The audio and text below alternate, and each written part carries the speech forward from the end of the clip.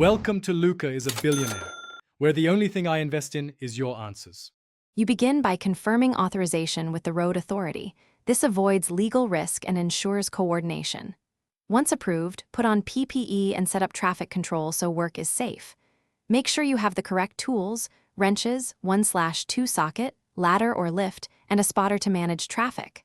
Then identify the mounting, post sleeve, U-bolts, or clamp. Starting now prevents backtracking later. You'll remove bolts right after you verify power is off for any illuminated sign. You should always support the sign before removing the last fastener. This prevents a sudden drop. Once supported, spray penetrating oil on corroded bolts and let it sit. Then loosen nuts evenly on each side to reduce stress.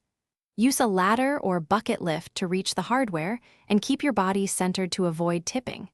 If the sign is on a bracket, undo the bracket bolts next. Make sure to coil any wiring for illuminated signs and tag it for reconnection or disposal.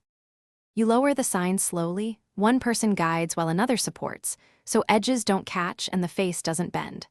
Once on the ground, inspect the face, frame, and fasteners, bag bolts and label parts if they return to inventory. Replace or cap exposed hardware on the post and restore the site by removing cones and cleaning debris. If a bolt is seized, try penetrating oil and gentle heat. If it still won't budge, stop and call Public Works to avoid damage or injury.